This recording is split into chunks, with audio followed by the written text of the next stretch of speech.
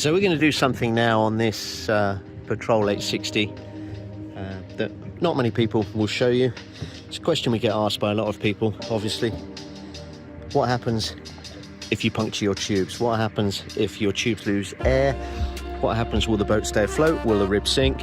Will it become unstable? Will it be a danger to you and your family or your commercial guests? So we're here. Beautiful Adriatic, as I've seen. Dane here, our distributor here in the Adriatic region, does a super job for us. A beautifully set up 860, really nice looking boat, extended hardtop, 300 horsepower, brand new boat. So first thing I need to show you is the tubes on all ribs is made up of a number of different chambers. So this particular set of tubes has 6 chambers of air. What that means is if you puncture one area, you should have 5 extra chambers that will allow you to keep the buoyancy in those tubes, keep the air on the boat, keep the stability in the boat. Potentially you might lose 2 chambers if you hit something in the water. I've never known an entire 6-chamber rib to be punctured. But today we're going to show you what could possibly happen. So I'm going to let the air out of this bow chamber completely. So you can see that valve is now locked in the open position. So the air is just coming out of that quite easily, quite comfortably. What I'm going to ask Dane to do is release the air on the 2 rear chambers on the port side, as he's doing now, and then we're going to release the air on the starboard side. So valve out,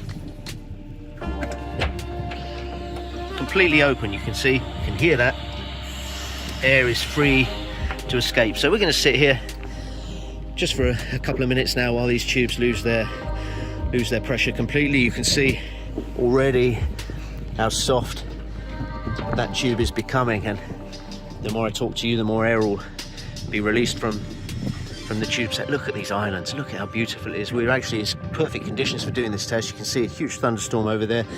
The heavens are going to open on us at any moment now, so we wouldn't be doing this test even on a day like today, even in calm conditions, if we weren't totally confident. Now look, the air has already gone from the bow. You can see the tube is just hanging. Okay, so it's just hanging from the bow area. The bow bollard is hanging down. It's just fabric now. It's just fabric hanging there by itself. You can see there, Dane's just giving it a helping hand to push some more of the air out of the boat. We can do the same this side. You can see we just have fabric sponsons now hanging from either side of this big rib. This is an 860, remember, 9-meter rib, single engine, probably weighs, I would imagine, 2.1 tons.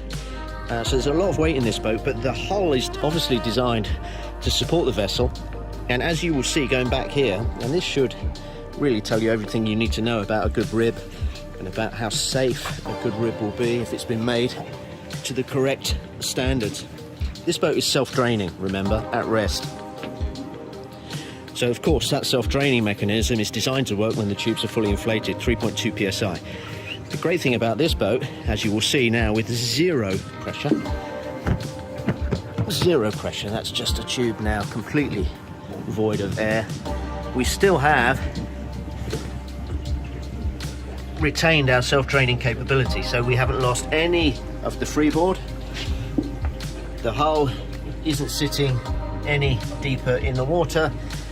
Everything is all as it should be. Freeboard has stayed the same at the stern. All the time I'm talking to you, more and more air is escaping. We can walk around this boat absolutely fine.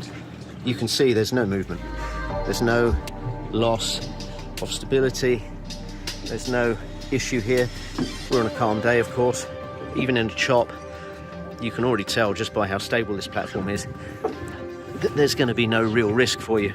So we are out here. We're about, I would say, maybe half a mile from our marina base, which is over here.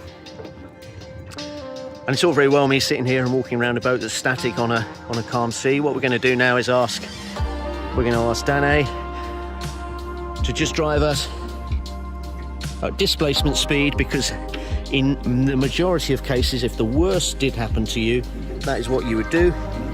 You would secure the boat, you would make sure everyone isn't panicking, everyone is nice and calm, and then at displacement speeds, you would run the boat back to your home port or back to a sort of port of refuge or a safety area.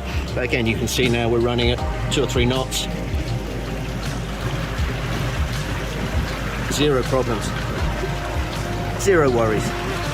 And I talk to you from a Highfield, I talk to you from an 860, I talk to you from one of our commercial platforms.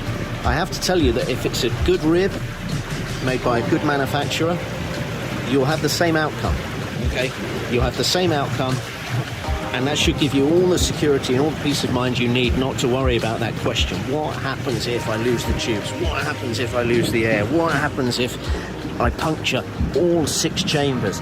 Let's be realistic about that. The chances of you puncturing all 6 chambers are almost nothing. But if you hit something at speed and you put a tear all the way down the side, this is the outcome. This is the outcome.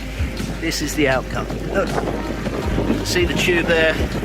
Just drooped into the water, so that's just dragging. Why are we not doing 20 knots? Well, for this exercise we don't want to do 20 knots because that will risk damaging the tube as it's running along the surface of the water. If you needed to get home in a hurry, if you had a bit of a choppy day, then perhaps you'd want to put the boat up on the plane just to keep the bow a bit drier. But for me, for this testing situation, I'm just quite happy to run home at 4 or 5 knots again.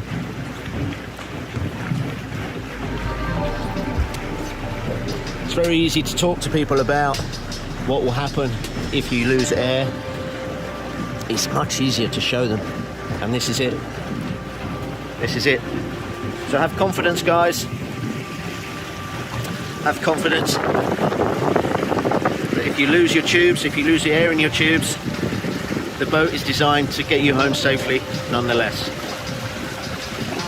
Hope that helped a few of you. Hope to put a few of mine at rest.